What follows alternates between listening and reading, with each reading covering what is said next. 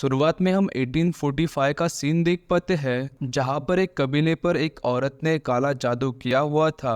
लेकिन तभी उस कबीले के सारे लोग एक साथ आ जाते हैं और उस काला जादू करने वाली औरत को जलाकर राख कर देते हैं। उसके बाद वो लोग उस औरत की आत्मा एक डॉल के अंदर कैद करते हैं। हम कुछ घंटों के बाद का सीन देख पाते हैं जहां पर वो औरत एक पेड़ से लटकी हुई थी और उसकी पूरी बॉडी जली हुई थी। उसके बाद सीन कट हो जाता है और हम 2021 में आ जाते हैं। यहाँ पे हम एक फार्मर को देख पाते हैं जिसका नाम जेरी है।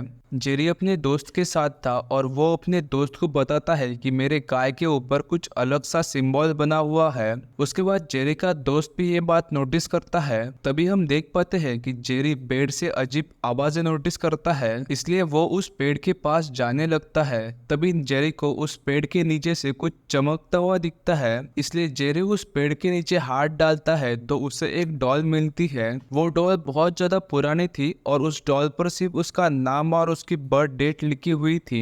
ये देखकर जेरी उस डॉल का मजाक उड़ाता है और उस डॉल को तोड़ देता है। उसके बाद जेरी का दोस्त उस डॉल के साथ कुछ फोटो लेता है और उसके बाद वो निकल जाते हैं। हम रात का सीन देख पाते हैं जब जेरी ड्राइविंग कर रहा था। तभी उसके सामने एक औरत आ जाती है और वो उस औरत को उड़ाने ही वाला था, लेकिन वो औरत ट्रांसपेरेंट बन जाती है। लेकिन इसी वजह से जेरी की कार क्रैश हो जाती है। जब जेरी कार से बाहर आ जाता है तब वो जंगल में किसी की परछाई को नोटिस करता है। उसके बाद जेरी उस परछाई का पीछा करने लगता है। वो एक लड़की थी और वो उस पेड़ की तरफ जा रही थी। तभी वहां पर जेरी आ जाता है और उसके कंधे पर हाथ रखता है। उसी वक्त वो लड़की वहां पर ही बेहोश हो जाती है। जेरी उस लड़की को पहचानता था, इसलिए जेरी उस लड़की को उठाता है और अपने घर लेकर जाता है। उसके बाद जेरी की बहन उस लड़की के साथ रहती है। हमें पता चल जाता है कि वो लड़की देख भी नहीं सकती और सुन भी नहीं सकती। उसके बाद जेरी की बहन जेरी पर बहुत ज्यादा गुस्सा हो जाती है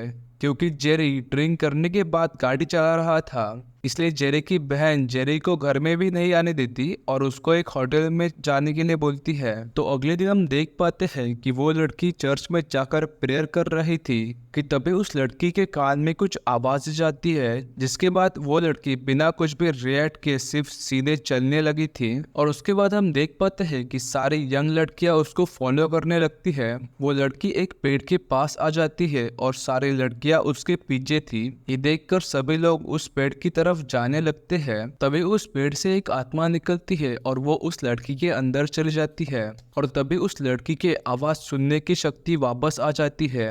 उस रात हम देख पाते हैं कि पूरा आसमान लाल हो चुका था और उसमें से एक भयानक सा ऑरा निकल रहा था। तभी वो डॉल जुड़ जाती है और हम एक चुड़ैल को देख पाते हैं। जो चुड़ैल अजीब तरह से रेंगते हुए आपके पास आ रही है। अगली सुबह हम देख पाते हैं कि फिर से सभी लोग उस पेड़ के पास जाते हैं। तभी वो लड़की उस पेड़ को छूती है, जिसकी वजह से वो आत्मा वापस आ जाती है। वो आत्मा उस लड़की के अंदर वापस घुस जाती है।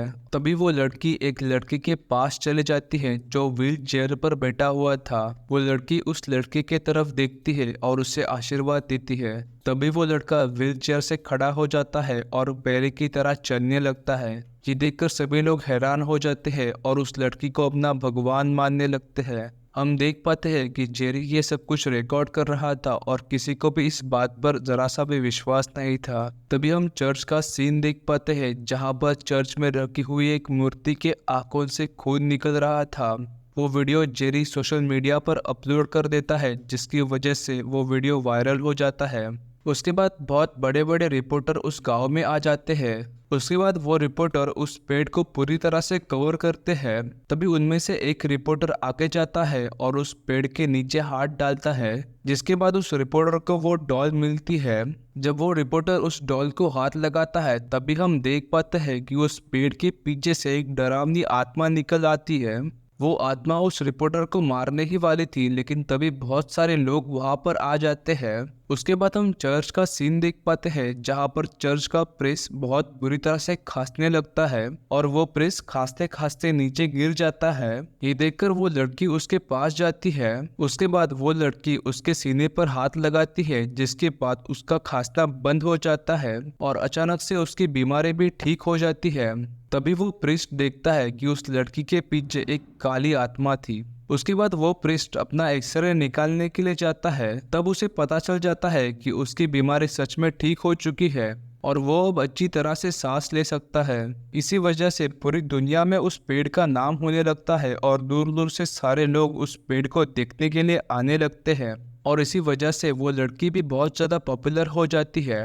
हम देख पाते हैं कि उस लड़की की पॉपुलैरिटी इतनी बढ़ चुकी थी कि सब लोग उसको एक भगवान का दर्जा देने लगे थे। उस लड़की के ऊपर बहुत सारे मीम्स बने हुए थे और उस लड़की को बहुत ज़्यादा सपोर्ट मिल रहा था। तभी हम चर्च का सीन देख पाते हैं जहाँ पर वो प्रेस सिगरेट पी रहा था। तभी वो धुआं एक अलग दिशा में जाने लगता है। उसके बाद जब वो प्रिस्ट उस दिशा में जाता है तो उसे एक बहुत बड़ा होल मिलता है और उस होल में एक किताब थी। वो किताब एक प्राचीन समय से चले आने वाले शैतान को बंदी बनाने वाली थी। उस किताब में लिखा था कि उस शैतान की ताकत बहुत ज्यादा है, यहाँ तक कि वो कुछ भी कर सकता है। लेकिन इस किताब में कुछ ऐसे जादुई मंत्र हैं जिसकी मदद से उस शैतान को भी बंदी बनाया जा सकता है। उसके बाद हम देख पाते हैं कि उस शैतान की आत्मा उस चर्च में आ जाती है और उसके बाद वो उस प्रेस्ट को जिसने वो किताब पढ़ी हुई थी उसे मार डालती है। थोड़ी देर बाद जेरी उस चर्च में जाता है तो वो देखता है कि वो प्रेस्ट अपने आप को फांसी लगाकर मर गया था। उसके बाद वहाँ पर पुलिस आ जाती है और उस प्रेस्ट की बॉडी को अपने साथ लेकर जाती है। जेरी ये प्रेस्ट वाली बात किसी को भी नहीं बताता क्योंकि उसको डर था कि गाँव वाले लोग डर जाएंगे। उसके बाद जेरी की बहन उसके पास आ जाती है और वो बोलती है कि मुझे नहीं लगता है कि प्रेस्ट ने सुसाइड किया होगा और उसके पीछे जरूर कुछ वजह होगी। उस वजह को ढूंढने के लिए वो दोनों चर्च के बेसमेंट में जाते हैं जहाँ पर उन्हें वो जादुई किताब मिल जाती है। जब जेरी की बहन उस किताब को पढ़ती है तो उसे समझ में आ जाता है कि बहुत साल पहले एक चुड़ैल थी जो सभी लोगों के लिए एक बहुत बड़ा खतरा थी, जिसकी वजह से सभी लोगों ने मिलकर उस चुड़ैल को मार दिया और उसके बाद उस चुड़ैल की आत्मा उस डॉल के अंदर चली गई। लेकिन जब भी उस चुड़ैल का या फिर इस किताब का राज किसी को भी पता चल जाएगा तो वो चुड़ैल आकर खुद उस इंसान को मार देगी। हम देख पाते हैं कि जेरी की बहन को ये सब कुछ पता चल चुका है, इसलिए वो घोस्ट जेरी के पीछे पड़ जाती है। लेकिन तभी वो दोनों उस चर्च से बाहर आ जाते हैं और चर्च के बाहर बहुत सारे लोग थे, इसलिए वो घोस्ट पे उन लोगों का कुछ भी नहीं बिगड़। लेकिन इसकी वजह से उस घोस्ट को गुस्सा आ जाता है और वो अपने आप को पूरी तरह से आजाद कर लेता है और पूरी तरह से आजाद हो जाने के बाद उसके पास उसकी सारी काली ताकतें आ जाती है।